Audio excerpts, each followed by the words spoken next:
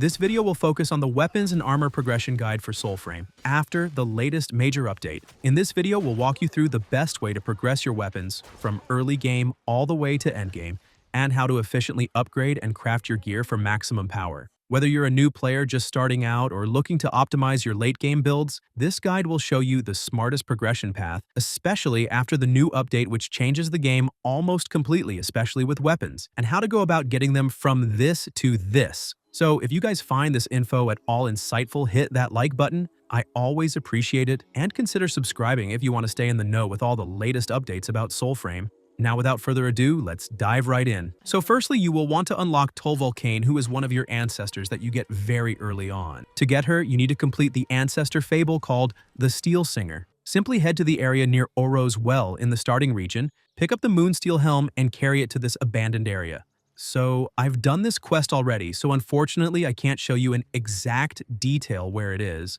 But if you come right here on the map and send out your guiding sparrow, it should lead you to that quest. So head to the eastern side of the starter map, specifically to a ruined structure near Oro's Well, which is east of Curlail, but just watch out because the area is heavily guarded by enemies. Once you return the helm, Tuvalkane will appear and eventually relocate to your Nightfold, where she'll handle all your crafting, upgrading, and reforging from then on. So the armor system works through individual pieces, for example helmets and cuirass, which is the chest, and also leggings. You can craft this at Tuvalkane. That's why it's important to get her early on. Each piece is obtained by collecting fragments, which act as puzzle pieces or blueprints, if you will. You find these fragments by defeating bosses, clearing enemy camps, or completing fable missions.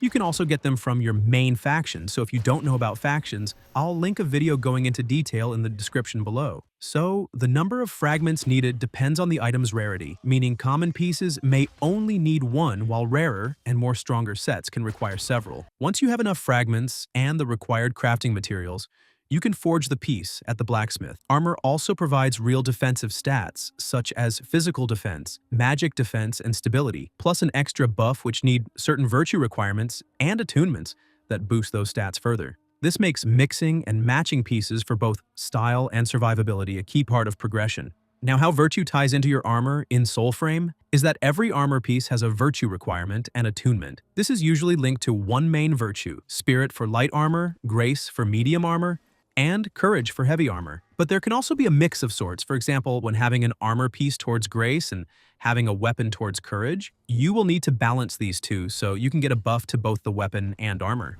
On the other hand, if you only set your virtue to the grace section, your armor will have the buff, while your weapon does not have any buffs. But also remember that if you only go half towards a certain virtue, you will lose half the buff. This means your choice of virtue directly decides which armor sets perform best for your build. So matching your playstyle to the right virtue is key for both survivability and looking good while doing it. So weapons, on the other hand, have taken a slight detour as of the latest update. In this latest major update, the weapon system got a full rework. Weapons now drop fully built from enemies, chests, bosses, sieges, and activities across Midrath. Every weapon has 3 key things: Craftwork, which is its overall quality tier. It ranges from stock all the way up to legendary. The tiers are stock, which is the basic form and can hold 0 to 1 tempers. Military holds 1 to 3 tempers.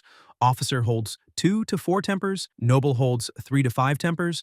Sovereign holds 4 to 6 tempers, and legendary 5 to 8 tempers. Higher Craftwork not only lets the weapon hold more powerful tempers, but also gives a flat damage bonus, roughly plus 4 damage per tier upgrade. You can find weapons already at higher tiers as drops, or take a favorite weapon to Tuvalkane and refine it with cordstones to climb the tiers. For example, let's say you found a longsword that dropped as military craftwork with a couple of decent tempers. Now you will need to head over to Tuvalkane in your Nightfold, go to the Refine tab, select the weapon, and use that cordstone that showcases by material plus the required other materials based on its origin. This upgrades it straight to the next craftwork level and gives it a flat damage boost and adds at least 2 more tempers. So just keep going, and next you'll need another different cordstone to reach the following level till you hit legendary with up to 8 powerful tempers.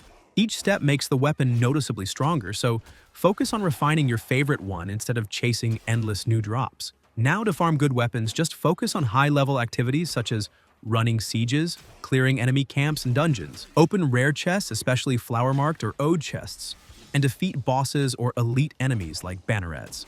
You can also buy random high craftwork weapons every few hours or trade with other players. Once you find a weapon you like, Invest in refining it at Tuvalkane instead of constantly chasing new drops, and yeah, that's the current endgame loop. Also coming soon in Prelude 16, Tuvalkane will get even more powerful customization options at her forge. Once you push a weapon all the way to Legendary Craftwork, you'll be able to re-roll and customize its tempers directly. This means you can keep refining your favorite weapon and then tweak or replace unwanted tempers to perfectly fit your playstyle.